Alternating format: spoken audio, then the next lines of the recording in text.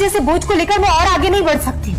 तुम्हें अब तक समझ नहीं आया कि ईरा मैडम तुम्हारी फटीचर शक्ल नहीं देखना चाहती। कल तुम्हारा डाइवोर्स हुआ और आज तुम यहाँ आ गए। देखो, मैं कोई हंगामा नहीं चाहता, मैं यहाँ किसी और काम के। मिस्टर हरमन बेदी ईरा मैडम को 20,000 करोड़ का प्रोजेक्ट देने वाले हैं। पता भी है कौन है मिस्टर हरमन बेदी? दोनों की मांगी शहर के नामी बिजनेसमैन और डॉन।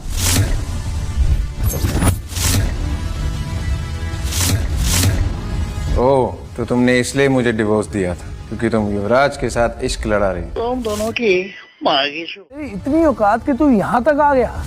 चलो भाई गया तो चुपचाप खाना खा और निकल यहाँ से। वो क्या है ना, थोड़ी देर में मिस्टर हरमन हमें एक बहुत ही खास मेहमान से मिलवाने वाले हैं। तो अगर ऐसी खुशी के मौके पर तू यहाँ होगा तो नजर लग जाएगी ना। क्यों डार्लिंग, सही कहा ना मैंने? एग्जैक्टली। अब भी मैं डिप्रेशन में हूँ, माँ कसम। रणविजय, अगर अब तुम खुद यहाँ से नहीं गए ना तो सिक्योरिटी से धक्के मारकर तुम्हें बाहर निकलवाना पड़ेगा। क्या है ना, अब तुम मेरे पति नहीं रहे जो तुम्हें वीआईपी ट्रीटमेंट मिले। ईरा, आज तुम्हारी लाइफ का बहुत ही इम्पोर्टेंट दिन है। आज 20,000 करोड़ का प्रोजेक्ट मुझे मिलेगा। रणविजय से डिवोर्स लेना मेरी लाइफ का बेस्ट डिसीजन होगा। How dare you sit on that chair, हाँ? तुम जानते हो वो किसकी चेयर है? मिस्टर हरमन बेदी की। उठो वहां से। वो कुर्सी हरमन बेदी सर के लिए है। तेरे जैसा आदमी उस चेयर पर बैठे हुए ऐसे लग रहा है जैसे राजगद्दी पर कोई बंदर बैठा हुआ है। तुम दोनों की मांगी वो कहावत सुनी है, हाथी चलता है और कुत्ते भौंकते हैं।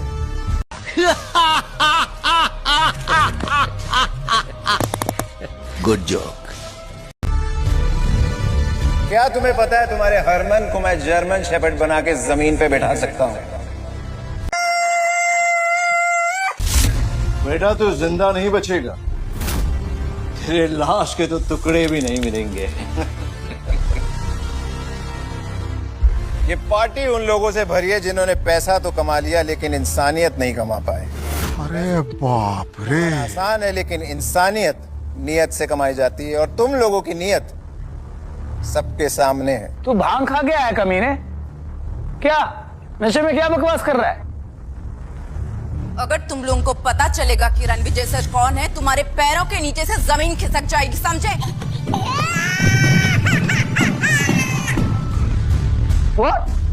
रणविजय सर, तुम भी इस घटिया आदमी की बातों में आ गई। You are calling him Ranvijay sir, जो इंसान पिछले 5 सालों से अपनी एक्स वाइफ के टुकड़ों पे जी रहा है। जी तो तुम सब रहे हो मेरे टुकड़ों पे।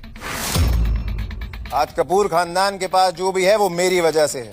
अगर मैं अपनी जिंदगी दांव पे ना लगाता तो तुम सब आज बाहर खड़े होते कटोरा लेके। माफी ईरा को मुझसे मांगनी चाहिए। बौखला गए हो क्या रणविजय? डिवोर्स क्या ले लिया तुम? अपना होश खो बैठे हो। जानते हो क्या कर रहे हो? मुझे वापस पाने के लिए इतने गिर जाओगे ना, मैंने कभी सोचा नहीं था। Ira, mind your language, okay? Ranvijay sir से तमीज से बात करो, नहीं तो मैं तुम्हें सिखा दूंगी। You stop it! तुम जो भी लगती हो ना इस रणविजय की, 1 मिनट में यहाँ से निकाल दूंगी तुम्हें, बदतमीज। रणविजय, अब आखिरी बार कह रही हूँ तुम्हें, सबसे माफी मांगो अभी के अभी, इससे पहले कि आज की रात तुम्हारी आखिरी रात हो जाए।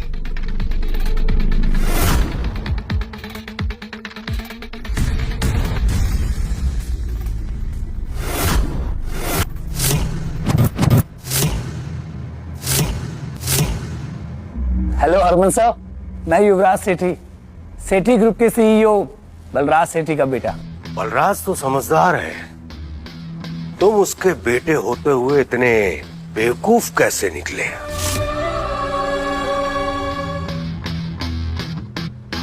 Welcome welcome mister Bedi. क्या शानदार पार्टी आपने थ्रो की है, मतलब everything is so perfect.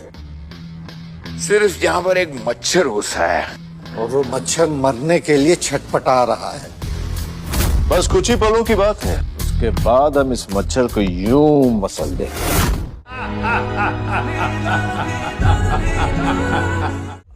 Harman sir, मेरे डैड आपके साथ क्यों नहीं आए? तुझे अपने बाप के बिजनेस का मजाक उड़ाने में मजा आता है ना? सर मैं और डैड तो आपके लिए इतने सालों से काम कर रहे हैं। दोनों की माँ की चोट। बीसमार कहाँ समझता है तू अपने आप को? है मुझे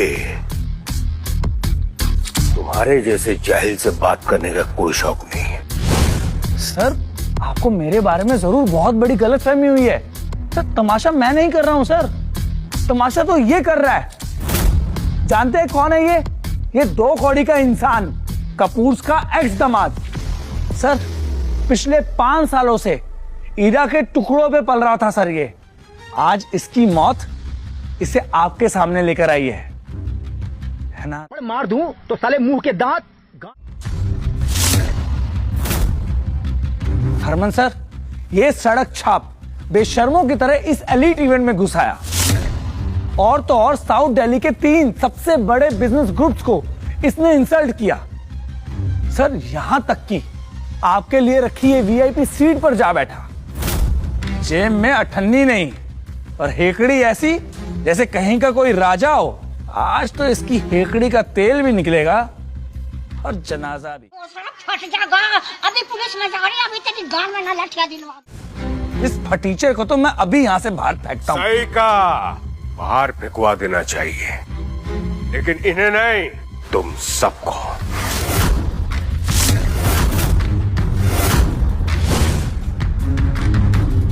हरमान, गुड वन।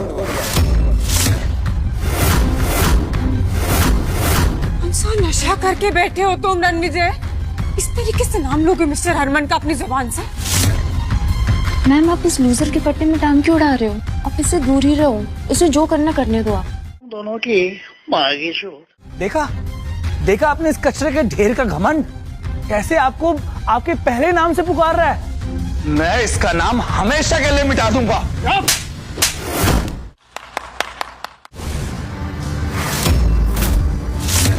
सरपंच जी, आपने युवराज को थप्पड़ क्यों मारा? ईरा मैम जल्दी यहाँ से निकलते, वरना रणविजय का गुस्सा बेटी सर आप पे ना निकाल दे। उसने खुद ब खुद अपनी मौत को बुलावा दिया। हम इसमें कुछ नहीं कर सकते।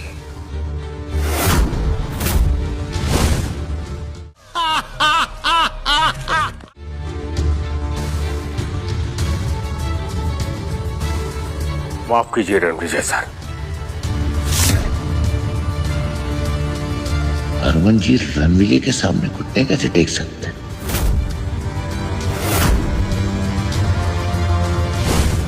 मुझे आने में देरी हो गई, आपको जो सजा देनी है मुझे दे दीजिए, मैं भुगतने के लिए तैयार हूँ। हरमन सीधे खड़े हो जाओ। हरमन अगर तुम पहले आ जाते तो मैं ये ना देख पाता कि तुम्हारी परछाई में यहाँ लोग कितने घमंडी होते जा रहे हैं। जिन लोगों की औकात प्याज टमाटर की रेडी चलाने की है, उन्हें तुमने पूरा बिजनेस सौंप रखा है दिल्ली का।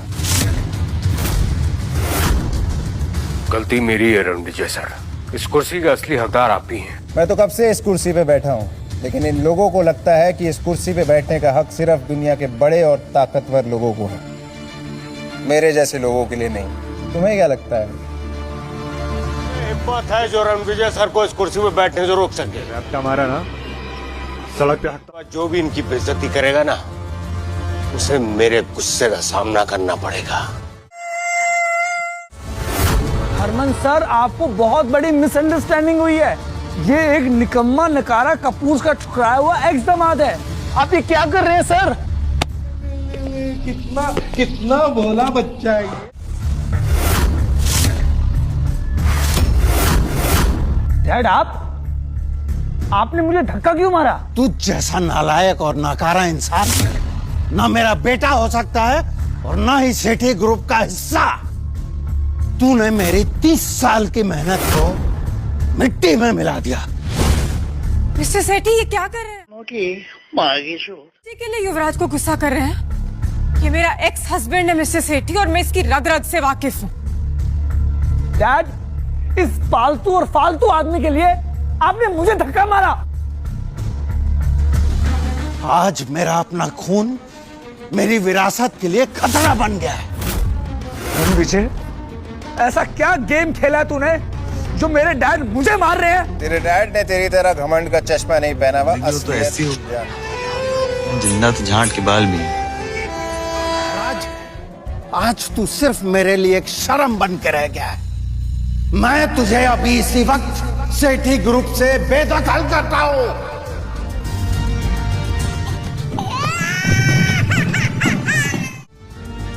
ले जाओ उसे और मुंह बंद कर दो इसका। डैड प्लीज, आप ये क्या बोल रहे हैं? डैड आखिर कौन है ये आदमी जिसकी वजह से आप मुझे अपने बेटे को बेदखल कर रहे हैं? डैड मेरी बात सुनिए। डैड